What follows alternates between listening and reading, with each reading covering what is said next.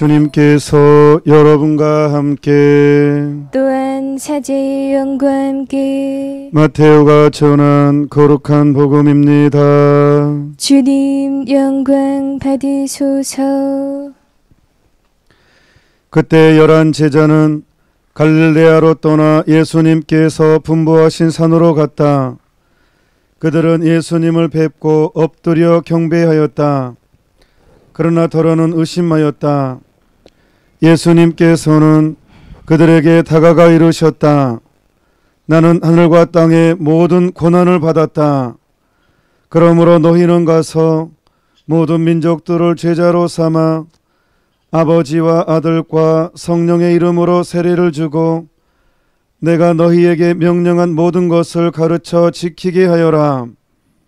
보라, 내가 세상 끝날까지 언제나 너희와 함께 있겠다. 주님의 말씀입니다. 그리스도님 찬미합니다. 어제 토요 특강 했는데 히아친타 이야기가 굉장히 중요한 비중을 차지했죠. 사실 히아친타를 얘기를 저도 이제 파티마 성모님 이야기를 준비하면서 정말 새롭게 느끼고 있습니다. 그리고 작년에 CNBS 이제 가톨릭 성모 방송이 시작되면서 했던 논조가 그대로 고통이 얼마나 인간에게 중요한 의미를 갖는지. 인간은 고통을 원하지 않습니다. 하지만 하나님께서는 고통을 통해서 우리에게 일을 하신다는 것, 은총을 주신다는 것, 당신의 사업을 하신다는 것이 어린 히아친타를 통해서 아주 너무 잘 표현됐습니다. 그래서 꼭 오늘 또 이 삼위일체 대축일 은총을 온전히 해석하고 온전히 누리려면 분명히 어제 토요특강 꼭 들었으면 좋겠습니다. 4부거든요. 히아친타 이야기를. 왜냐하면 오늘 이독서도 분명히 우리는 그리스도와 더불어 공동 상속자라는 이 어마어마한 호칭이 주어졌습니다.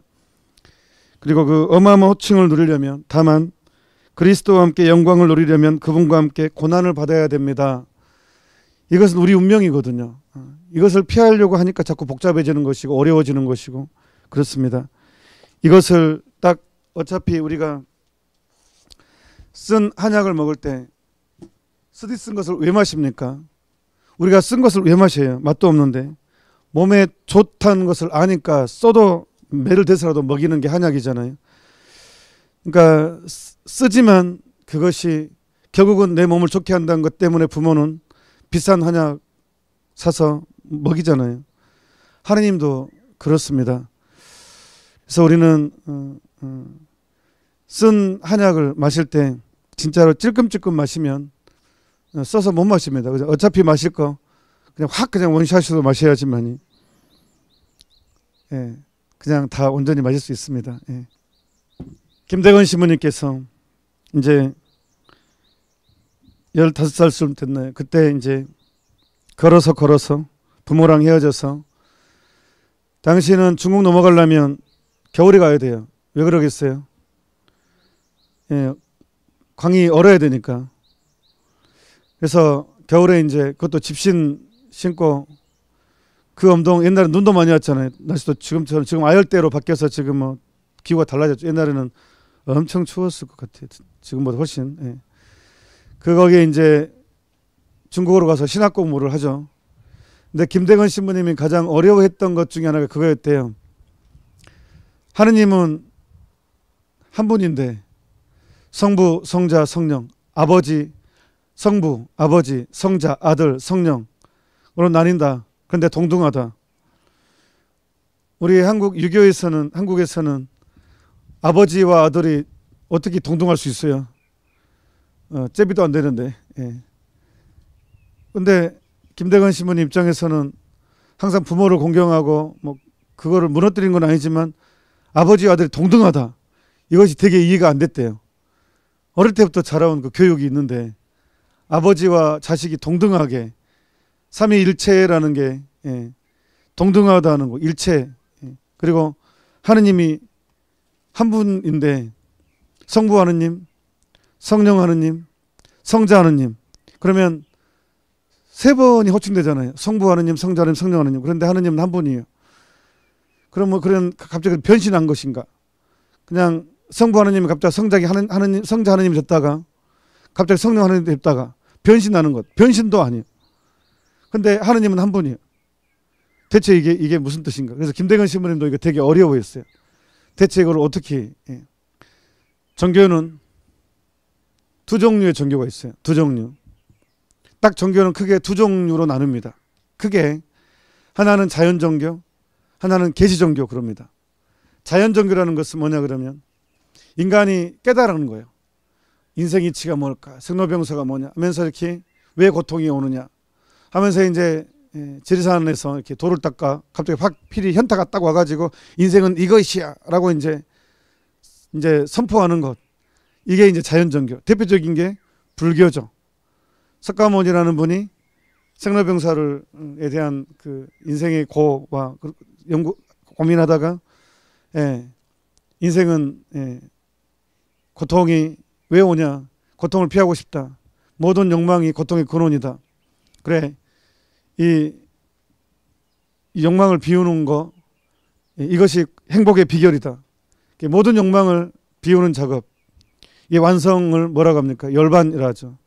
고통, 욕이 사라지는 그 순간이 욕이 없으니까 이제 사람한테는 이제 고통이 없다. 욕이 고통의 근원이니까. 이게 자연 종교, 불교 대표적인 게. 그리고 또 하나의 종교 뭐라고요? 계시 종교. 계시 종교는 뭐냐? 말 그대로 계시, 스스로 드러내 보여줘요. 인간이 깨달은 것이 아니라 그냥 그 계시의 대장자께서 직접 인간에게 나타나서 나는 누구고 나는 어떤 다라고 인간에게 알려줘요. 그 종교의 대상자 스스로가 인간에게 나타나 가지고 당신의 계획을 말해주는 것, 계시하는 종교. 그래서 계시 종교라 그래요. 그러면 우리 가톨릭은 어떤 종교예요? 당연히 계시 종교죠. 하느님께서 우리에게 당신을 드러내셨어요. 인간에게. 근데 문제는 어떻게 계시를 했느냐? 이제 창세기에 보면 이제 이스라엘 사람들도 하느님이 어떻게 세 분이라는 걸 알 수 있었겠어요. 그런데 그냥 하느님은 한 분이시다. 이게 이스라엘의 가장 중요한 확고한 계시 종교 핵심이란 말이에요. 한 분이신 하느님을 흠숭하여라. 당시의 고대 근동에는 대부분의 종교 다 신교죠. 우리나라도 옛날에 뭐 불교 말고 뭐 샤머니즘의 특징은 모든 어떤 이 나무나 뭐 사물에 신이 깃들어 있다는 게 기본 교리거든요. 그러니까 옛날에는 뭐 신들이 많았어요. 뭐 그리스 로마 신화도 신들의 전쟁이죠. 신들이 엄청나게 많죠. 그러니까 정말 많은 문화 안에는 다신이란 말이에요. 신들이 많아요. 심지어는 우리 부두막에서 부찌깽이가 뭔지 모를 거예요. 여기 사람들은. 그런 문화 사람을 살아본 적이 없으니까. 불쏘시개를 불찌깽이라고 그러는데 부찌깽이도 신이 있었어요. 심지어 부찌깽이까지 신이 있었어요. 그 정도로 이 다신적인 마인드가 좀 많죠. 문화 안에서는. 근데 유일하게 유대인들은 모든 민족에는 다신적인 어떤 문화들이 있는데 신들은 한 분밖에 없다라고 딱 아주 강하게 확고하게 하는 민족이었죠. 그게 바로 드러냈기 때문에. 그런데 문제는 창세기에 보면 어떻게 인간의 창조를 하느님께서 말해주냐 하면 우리와 닮은 인간을 만들자라고 표현을 해요. 이게 복수란 말이에요. 나를 닮은 인간을 만들자가 아니었어요. 창세기 보면. 이게 이제 삼위일체 하느님의 처음으로 드러나는 삼위일체 교리의 이제 시작이에요. 처음으로 드러나는. 그러니까 인간을 만들 때 나를 닮은 인간을 만들자라고 한 게 아니라 우리를 닮은 인간을 만들자. 하느님이 우리를 닮은 인간을 만들자. 그러면 이게 복수란 말이에요. 우리. 그러면 하느님이 당신이 혼자가 아니네. 근데 또 한 분 하느님이라는 거예요. 이게 대체 뭐지? 우리 언어 체계로는 도저히 소화할 수 없는 내용이에요. 하지만 계시, 하느님이 그렇게 계시했기 때문에 우리는 그냥 받아들이고 믿는 거예요. 그래서 계시 종교니까. 그래서 이제 이게 무슨 뜻인지 모르지만 어쨌든 하느님을 계시했기 때문에 예수님이 이제 인간이 되신 하느님을 우리는 이스라엘 백성은 아직 만나지 못했죠. 그래서 더 확고하게 하느님은 한 분이시다. 그래놓고도 창세기는 고치지 않았어요. 도저히 이해할 수가 없다. 뭐가 우리가 잘못 알아들었을 거 해가지고 우리를 싹싹 지워버리고 나를 담으니라 고치지 않았어요. 주어진 것이기 때문에 있는 그대로 받아들인 거예요. 내가 깨달은 것이 아니고 주어진 거예요. 계시에 의해서. 그렇기 때문에 고치지 않고 하느님은 한 분이라고 그렇게 확고하게 가르치시면서도 하느님께서는 그냥 우리를 닮은 인간을 했기 때문에 이스라엘 백성들도 고치지 않고 그냥 우리라는 단어를 그대로 넣었죠. 그래서 이제 메시아가 올 것이다. 이제 당신의 예언자들을 통해서 메시아가 올 것이다. 올 것이다. 인간의 모든 것들을 구원해 줄 메시아가 올 것이다. 야의 첫째 종, 둘째 종, 셋째 종, 넷째 종 이야기도 이사야에서 구체적으로 증언하고 모든 예언자들의 이제 일관된 예수님의 어떤 오심을. 근데 설마 이런 식으로 올 줄은 몰랐죠. 이스라엘 사람들이 가장 마국간에서 태어날 줄은 몰랐죠. 하느님이 온다 그러면 조금 좀 하느님 품위에만 이렇게 천둥 번개가 치고 좀 하늘이 열리고 뭔가 좀 장엄한 것을 원했는데 놀랍게도 마국간에서 우리식으로 말하면 소요물통에서 냄새나는 곳에서 가장 가난한 모습으로, 그러니까 이것을 소화할 수가 없었죠. 이스라엘 백성들은 이 하느님이신 인간이 되신 하느님을 이 이스라엘 사람들은 받아들일 수 없었어요. 어떻게 이렇게 연약하고 가난하게 냄새나는 곳에서 때리면 맞고 하느님이 어떻게 이럴 수가 있어요. 배도 고프고 뭐 이런 하느님이 이제 우리 그 상을 용납이 안 되는 거예요. 예수님이 돌아가신 이유가 신성모독죄예요. 성부 하느님을 아버지로 하겠다고. 사실 그게 제일 컸어요. 뭐 다른 것도 여러 가지 윤리적인 문제가 있었겠지만 꼴보기 싫은 사람이 내 양심을 건드리면 참을 수 없거든요.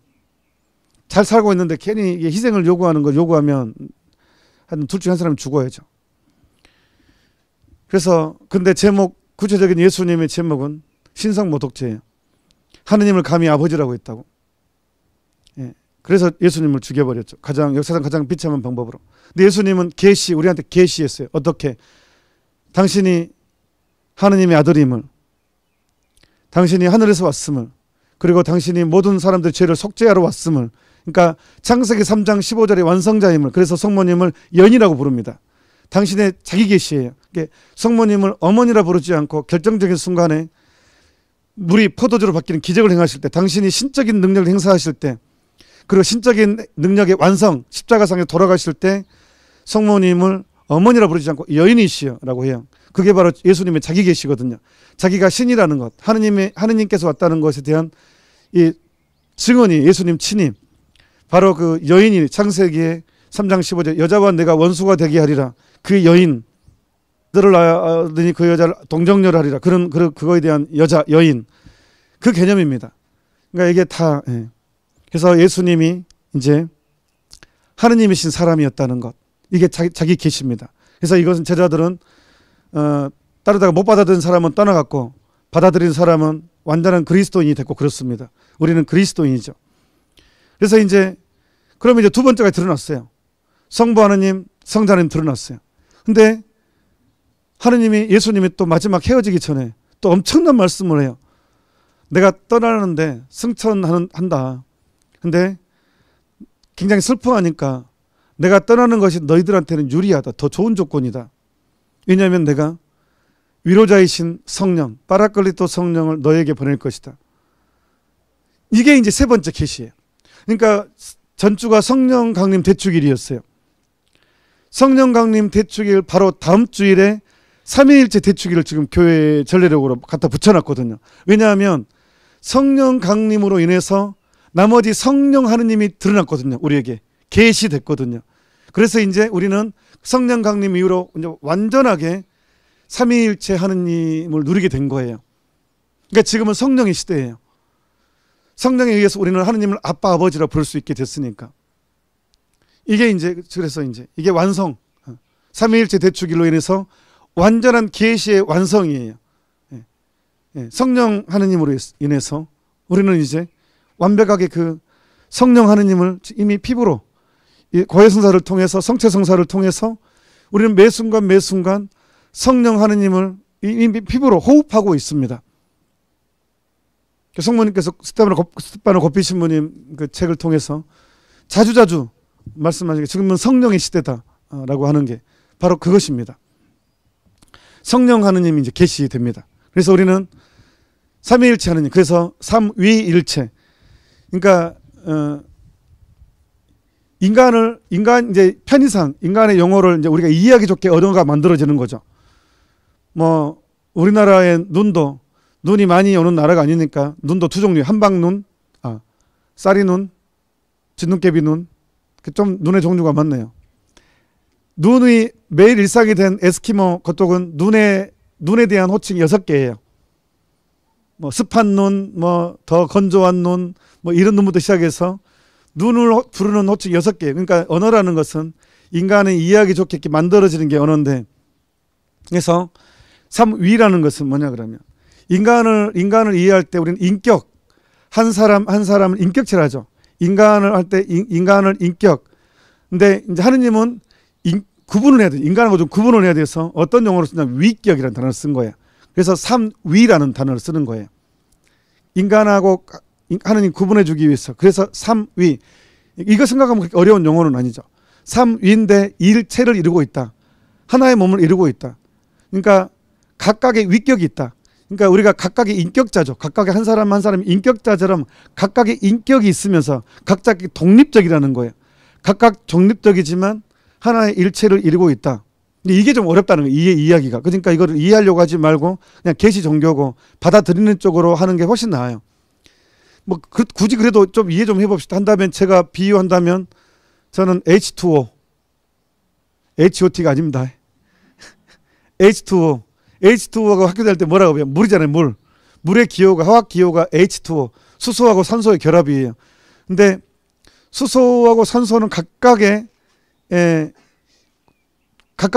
따로 독립하죠. 하지만 하나의 물이라는 거 안에 있잖아요. 하지만 각각의 수소와 산소라는 각각 독립이 있잖아요. 하지만 물을 이루잖아요.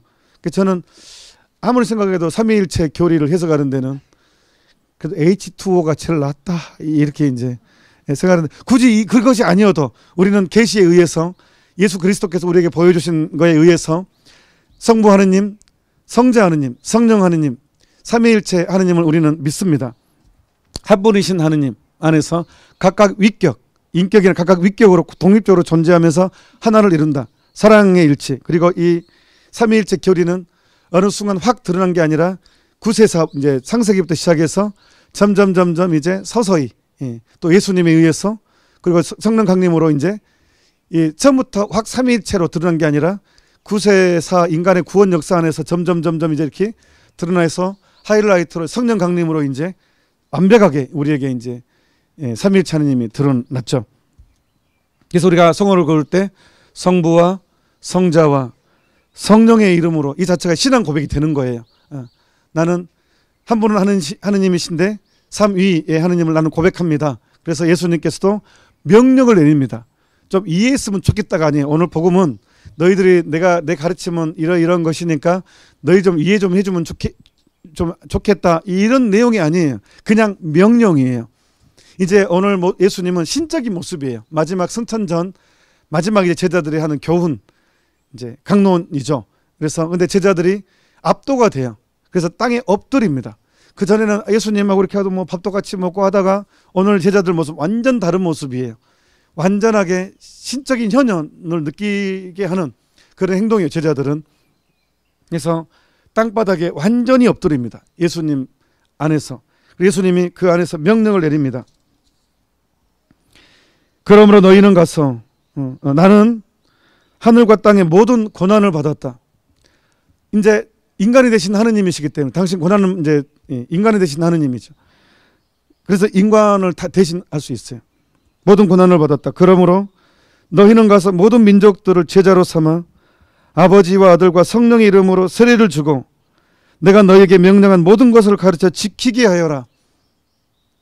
하느님이 주신 명령은 지키게 하여라. 이게 사도들의 사명입니다. 제자들의 사명입니다. 예수님의 명령은 그냥 적당한 선에서 타협하라고 한 것이 아니라 죽이 되든 밥이 되든 지키게 하여라. 이게 하느님의 명령입니다. 자, 여기서 우리는 이제 확실하게 깨닫습니다. 하느님은 신은 한 분, 하느님이신 한 분뿐 만물을 주재하시는 게 예수님이다. 신은 없다. 귀신은 없습니다. 단 천사와 마귀는 존재합니다. 근데 왜 귀신이 있다고 느껴지느냐? 마귀가 귀신처럼 행동하는 것입니다. 왜? 귀신의 존재를 믿어야 유일신을 거부하게, 유일신을 받아들이기 힘들거든요. 그래야 미신행위를 하게 되거든요. 그래야 복음의 가치를 훼손시킬 수 있거든요. 물타기를 할 수가 있거든요. 양다리를 하게 할 수 있게 하거든요. 귀신의 존재를 믿으면 신앙에 집중할 수 없거든요. 그리고 인간의 공포를 심어줄 수 있거든요. 귀신의 개념은. 그래서 온전히 하느님을 못 받아들이게 하는 게 귀신의 존재를 믿게 하는 거예요. 귀신은 없습니다. 천사나 마귀는 존재합니다. 또 하나, 가톨릭은요, 분명합니다. 한 번도 양보한 적이 없습니다. 나는 길이요 진리요 생명이다. 나를 통하지 않고서는 아무도 아버지께 갈 수 없다. 이건 진리입니다. 복음입니다. 이것은 절대 불변의 진리입니다. 그런데 요즘에 어떤 문화가 있어요? 종교다운주의가 문화가 있죠. 누누이 강조하지만 지리산에 올라가려면 구례 함사를 통해서 올라갈 수도 있고 피아골을 통해서 올라갈 수도 있고 경남 진주를 통해 올라갈 수도 있다.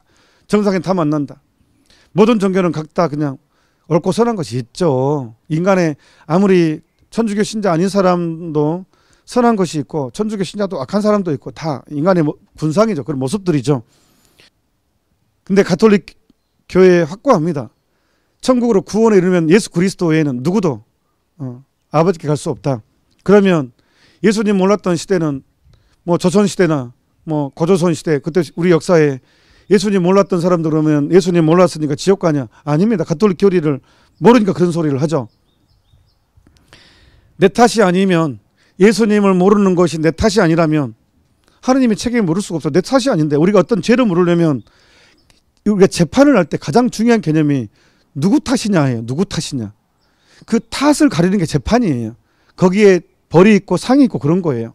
이게 누구 탓이냐. 어떤 일이 일어난 것이 좋은 일이면 누구 탓이냐 상을 받는 것이고 나쁜 일이면 누구 탓이냐 벌을 받는 것이고 그 탓을 가르는 게 재판이죠. 그러니까 내 탓이 아닌 일에 대해서 어떻게 하느님이 공정하신 하느님이, 하느님은 우리 개념이 뭐예요? 공정하시잖아요. 하느님이시니까, 신이시니까 우리 양심의 느낌은. 그러면 내 탓이 아닌 상태에서 예수님 몰랐어. 내 탓이 아닌데 어떻게 하느님이 책임을 물을 수 있겠어요? 내가 하느님을 몰랐던 것이 내 탓이 아니라면 하느님이 책임을 묻지 않습니다. 그래서 우리는 하느님이 비춰주신 그거에 따라서 어떻게 주장하냐. 사람은 양심에 의해서 판단받을 것이다. 양심의 소리를 하느님의 소리를 하거든요. 양심, 라틴말로 콘시엔티아, 꿈이라는 단어가 콘으로 바뀌는데 함께라는 뜻입니다. 시엔티아, 지식이라는 뜻입니다. 안다는 뜻입니다. 함께 안다라는 거예요. 양심이라는 단어는 우리나라 말도 똑같아요. 양심이에요. 두 개의 마음, 둘이 본다, 둘이 안다예요. 그러니까 하느님과 내가 함께 본다, 하느님과 내가 함께 안다. 이게 양심이라는 개념이란 말이에요.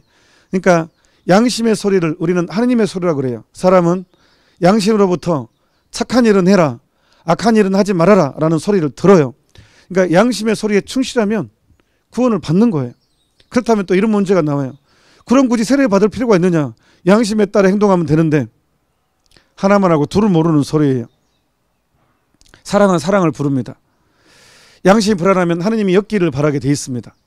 또 하나는 내가 인생에 있어서 예수 그리스도를 안다는 게 얼마나 큰 행운입니까? 이 행운은 빨리 할수록 좋죠. 누릴수록. 또 하나는 같은 빛이어도 이 촛불에 나오는 빛과 태양의 빛은 하늘과 땅 차이죠. 같은 구원이어도 그냥 양심에 따른 구원과 또한 하느님을 미리 알아서 하느님과 함께 고통을 나누고 교감을 이루면서 예수님처럼 사랑의 교감을 하고 예수님과 함께 하나 되는 것은 비교가 될 수가 없죠. 하여튼 이제 그런 차원이라면 이제 이해가 좀 더 되실 거예요. 아무튼 가톨릭 교회의 교리는 확고합니다. 종교다원주의를 용납하지 않습니다. 그렇다고 다른 종교를 무시하라는 것이 아닙니다. 모든 인간의 마음 안에는 옳고 좋은 선함이 있거든요. 제사도 가톨릭이 허용하는 건 처음에는 어제 제가 얘기했어요. 구비아 주교님이 제사를 금지시켰어요. 왜? 거기에 미신행위를 너무 많이 받아들이는, 당시 지적 수준으로는 도저히 소화하기 힘든 내용들이 많고 귀신을 받아들일 수 있는 위험이 너무 컸기 때문에 순교를 박해를 각오하고 그거 예상되지만 제사를 금지시켰어요. 하지만 지금은 가톨릭은 제사를 허용해요. 왜? 지금 의식 수준으로는 귀신이 와서 밥을 먹고 간다고 생각하지 않거든요. 그리고 또 하나 제사를 허용하는 이유는 제사 안에는 우리 조상의 좋은 미풍 양속이 있다. 뭐예요? 효. 부모를 기억하고 감사의 마음. 흩어졌던 가족이 모여서 함께 음식을 나누고 서로 가족이 만난다는 친교, 가족 친교에 도움이 된다. 그 차원의 제사를 허용하는 거예요. 미신적인 요소는 버리고 옳고 좋은 것은 받아들인다. 이게 가톨릭에서 제사를 허용한 결정적인 이유입니다.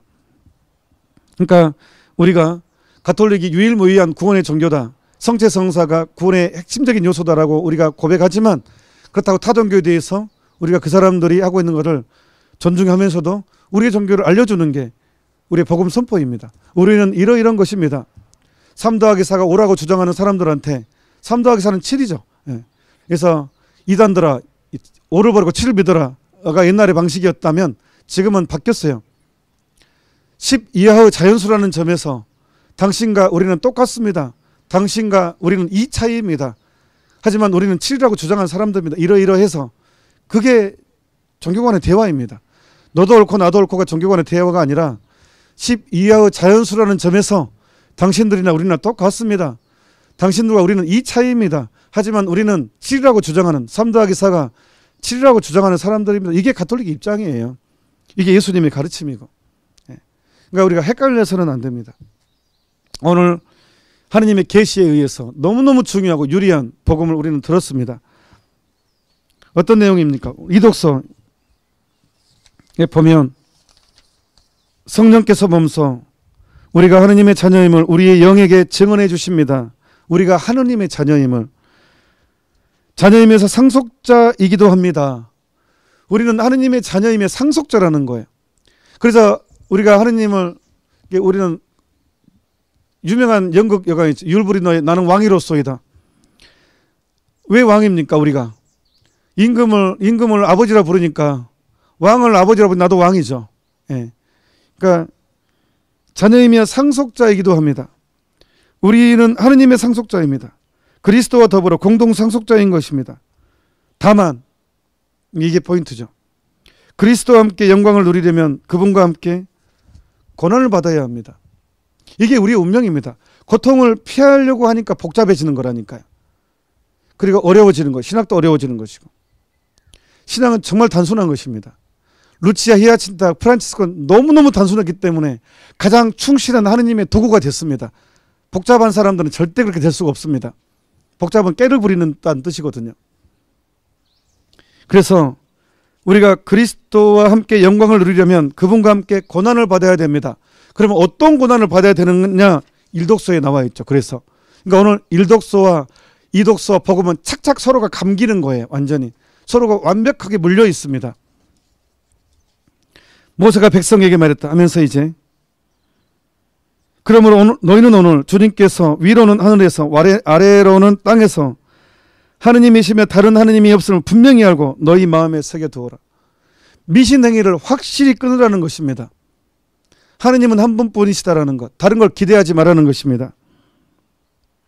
너희는 오늘 내가 너희에게 명령하는 그분의 규정과 계명들을 지켜라. 이 계명들이 바로 십계명입니다. 율법주의가 아니에요. 율법이 아니에요. 그냥 십계명입니다. 십계명. 하느님을 1계명, 하느님을 내 삶의 첫 자리에 모시라는 것, 하느님은 내 삶의 첫 자리여야 된다라는 것, 하느님의 이름을 함부로 부르지 말라는 것, 불경한 행동을 하지 말라는 것, 하느님을 섬길 때는 불경죄를 조심하라는 게 2번째 계명입니다. 3번째는 주의를 거룩히 지내라는 것, 하느님의 자리를 마련하라는 것입니다. 그래야 그 완전한 심 안에서 우리는 사랑할 힘, 희생할 힘, 인내한 힘을 벗습니다. 주일이 거룩해질 때 우리는 내 삶의 중심을 잡을 수가 있습니다. 주일이 거룩해지지 않을 때 하나의 그냥 주일이 끌려다니는 신앙이 돼버릴 때 우리 인생 자체가 끌려다니게 돼 있습니다. 중심을 못 잡기 때문에 그렇습니다. 이 기예요. 이석증이라고 알아요? 저도 한번 알아봤거든요. 다행히 재발이 안 됐는데 이게 눈에 현미경만으로 볼 수 있는 조그만 알갱이들이 여기 있대. 기에 양쪽에. 근데 이게 하나만 떨어져 나오잖아요. 이게 중심 그 조그만 개만 떨어져 나와도요 몸이 돌아요. 이게 심하게 돌면 구토가 나오고요. 아주 정신을 못 차려요. 거의 그 고통은 죽고 싶을 정도로 그냥 앉아도 돌죠, 누워도 돌죠. 그냥 계속 돌아요. 진짜 돌아버립니다. 예. 근데 저는 다행히 약도 안 들었는데 1년 쉬면서 그 수녀원에서 제가 저 말했잖아요. 그 흑마늘 양파즙 수녀님들이 지극정성으로 해준 그 막 농약 안 한 음식. 그러니까 완전히 유기농 그 수녀님들이 그 해남 땅끝 수녀님들이 지금도 유기농으로만 재배합니다. 거기서 만든 뭐 수녀님 한 분이 또 미나리 갈아주고 사과 반쪽 미나리 반쪽 갈아가지고 진짜 저 매일 챙겨줬어요. 수녀님이. 예. 지극정성으로 그거 먹었죠. 또 수녀원에서 만든 그 약을 하지 않는 마늘 재배해서 흑마늘로 발효시켜서 그 양파즙도 약하지 않거든요. 저도 같이 이제 농사도 같이 1년 동안 같이 살았으니까 그거 먹고 좋아지더라고요. 그때 붓는 것도 빠고 아무튼 뭐 근데 그 이석증 정말 골치 아픕니다. 조금만 떨어져 나와도 이게 돌아버립니다. 중심을 못 잡습니다. 이게 얼마나 힘든 일인지 몰라요. 내가 중심을 못 잡는다는 게 얼마나 아무것도 할 수 없고 운전도 할 수 없고 모든 것도 할 수 없어요. 그렇듯이 내가 이 신앙의 주일이 온전히 거룩해지지 않으면 신앙생활 자체가 중심을 못 잡는 것입니다. 그래서 주일을 거룩히 지낸다는 것은 그만큼 중요합니다. 주일을 거룩히 지낸다는 것은 그 주일은요 내 것이 아니에요. 그냥 하느님 거예요. 주일 24시간 자체가 내 것이 아니다. 그게 가장 정확해요. 이 날은 내 것이 아니다. 내가 낚시 가는 날이 아니라 골프 치는 날이 아니라 뭐 어떤 엔터테인먼트 하는 날이 아니라 주님과 함께 그래야 완전한 쉼이에요. 노는 것과 쉰다는 것은 다른 의미입니다. 논다는 것과 쉰다는 것은 다른 개념입니다. 노는 것도 더 힘들어요. 월요병이 왜 생겼겠어요? 주일날 쉬지 않고 놀기 때문에 힘든 거예요. 월요일이 힘든 거예요. 주일은 노는 날이 아니라 쉬는 날입니다. 그러니까 여러분들이 산으로 둘러 가봤자 집에 들어갈 때 엄청 피곤해요. 차도 막히고 겁나 힘들어요. 월요일 날 더 죽어요. 예. 차라리 지리산 피아골이 와서 미사도 하고 좋은 공기도 이게 쉼이에요. 이게 쉼. 예. 예. 이게 쉼입니다. 예. 주님 안에서 그리고 주일날 이제 가끔 뭐 아무도 없는 성당 안에서 공간에서 혼자 주님과 내가 한 자 머물러 있으면 월요일이 엄청나게 활기가 있습니다. 그 일주일이 다른 차원이 될 것입니다. 그래서 주일은 노는 날이 아니라 쉬는 날입니다. 그러니까 쉬는 것을 잃어버렸기 때문에 노는 것도 잃어버렸어요. 인간이. 쉬는 것을 잃어버렸기 때문에 노는 것도 잃어버렸습니다. 사계명, 부모에게 효도하라. 부모의 권위를 존중하고 근데 사계명을 공부하면요. 이것도 있어요. 부모는 자녀에게 인격적으로 대하라는 게 들어있어요. 가톨릭 교회 이제 가톨릭 교회 교리서를 보면 부모의 권위를 존중해 줘야 되는 거 들어있고 사계명 안에는 부모는 자식을 인격적으로 대해라. 그러니까 예수님이 우리를 얼마나 인격적으로 대했습니까? 그것 자체예요. 그게 예수님이 하느님 우리한테 한 그대로예요. 그래서 주님과 나는 함께 걸어가며 지나간 일을 속삭입니다. 기도가 인격적이라는 게 손을 맞잡고 산과 들을 따라 친구가 되어 걸어갑니다. 이게 그러니까 하느님과 내가 친구가 돼요. 굉장히 우리에게 인격적으로 친구라는 것은 인격이 딱 눈높이 맞는 거잖아요. 눈높이를 맞추는 게 친구잖아요. 하느님은 우리에 대해서 전능하신 하느님이 그렇게 인격적으로 대했단 말이에요. 그러니까 부모도 자식들을 대할 때 인격적으로 대해야 됩니다. 인격적으로. 이게 사계명이죠. 5계명은 제가 다른 강의에 라이스 찾아서 들으시면 되겠습니다. 아무튼 오늘 삼위일체 대축일입니다. 진심으로 축하드립니다. 성령 하느님, 성자 하느님, 성부 하느님께서 우리와 하나 되는 우리 그래서 이제 십자가 성료하는 내재전적인 하느님, 삼위일체 하느님 우리 마음 안에 현존한다는 거예요. 각 사람 영혼 안에 삼위일체 하느님이 함께 한다는 거예요. 이것을 이제 강력하게 주장한 성인 중에 한 분이 모든 성인 다 그렇지만 아무튼 더 특히 강조하신 성인께서 삼위일체 내재론적인 하느님이 그렇게 얘기하죠. 그래서 우리가 얼마나 위대한 인물인가, 인간 한 사람 한 사람이 얼마나 존엄한 것인가. 그래서 인간은 오늘로서 가장 완벽하게 드러납니다. 인간의 품위는 어디에서 근거하냐? 하느님의 모상이다. 하느님의 모습으로 만들어졌고 삼위일체 하는 그 전지전능하신 하느님이 우리의 내재, 우리 함께 하시고 아연 내재하시고 또한 우리는 그거에 의해서 공동 상속자라는 것, 이미 우리는 이제 하느님이 누리는 것을 상속자들이니까 똑같이 나도 그 품위를, 그 영광을 누리게 되었다는 것, 이 어마어마한 선언입니다. 공동 상속자라는 개념이. 그래서 우리는 그 사랑에 죽을 때까지 그 감사만 해도 다 못 갚든다. 우리 남은 인생에 죽는 날까지 매일 감사합니다 해도 사실 다 갚을 수 없는 인생이라는 것입니다. 그래서 우리 남은 인생 너무 편하게만 살려고 하지 말고 그냥 나에게 주어진 십자가들을 기쁘게 받아들이는 것이 좀 더 감사한 삶을 사는 것이 아닌가 생각합니다. 우리 좀 더 감사한 삶을 살도록 합시다. 잠시 묵상합시다. 아멘. CNBS 방송 프로그램은 이제 전주와 같은데 특별히 목요일 저녁 8시 반에 있는 하느님 자비를 찬미하는 성시간, 좀 이건 따로 결심하지 않으면, 희생하지 않으면 참여할 수 없는 은총이 너무 크기 때문에 많이 기억해 주셨으면 좋겠고, 그 다음에 토요특강 파티마 성모님 이야기 계속하고 있는데 저도 하면서도 놀랍니다. 이게 얼마나 큰 중요한 일인지. 영성의 어떤 중심을 잡아주는 가톨릭 교회의 어떤 틀을, 우리 오리를 붙잡아주는 이 시대에 설탕이 되는 문화에 정말 소금의 역할을 하는 아주 중요한 가르침이 새 어린이 루치아 히아치나 프란치스코를 통해서 하나님께 일을 하신다는 것을 강력하게 느낄 수 있습니다. 참으로 중요한 시간이기 때문에 이것도 꼭 챙겼으면 아주 좋겠습니다. 우리 구원을 위해서 강복드리겠습니다. 주님께서 여러분과 함께 또한 사제의 영과 함께 전능하신 천주 성부와 성자와 성령께서는 이미사에 함께한 모든 이들에게 강복하소서. 아멘. 미사가 끝났으니 가서 복음을 전합시다. 하느님 감사합니다.